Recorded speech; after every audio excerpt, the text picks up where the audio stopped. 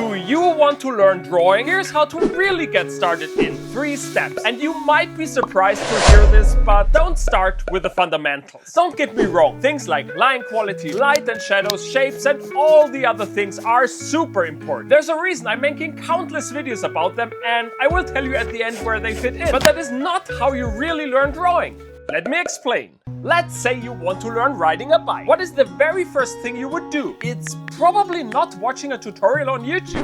Okay, never mind. Apparently that is a thing. But really, the first step is just getting on the bike. If you translate that for drawing, that means pick up the pencil. It sounds simple, but that's where many people fail. And that is because you didn't make drawing a habit yet. You see, starting things is often hard and takes a lot of energy. But once you get the ball rolling, everything becomes a lot easier. James Clear wrote in his famous book Atomic Habits, success is the product of daily habits, not once in a lifetime transformation. So, how do we build habits? Start small, with something like 5 minutes a day. Integrate it somewhere in your daily routine and anchor it to something you already do every day. And don't have any expectation. Just pick it up because your daily routine says that is now the time to do so. Okay, so what's next?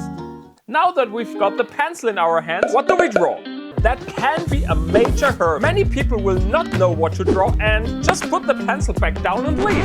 Hey, no, come back. Here's my simple fix. Randomize what you're drawing. There are websites with art prompts. You can ask AI or scroll YouTube and draw the first thing you see. But I recommend going low-tech. Write down animals, random objects, body parts. Okay, the last one doesn't sound creepy at all. And put them in a jar. Okay, that makes the body part thing even creepier now. Then just pull one out, Google a reference photo and copy it. And don't worry. If any artist tells you that copying is bad, tell them to shut up.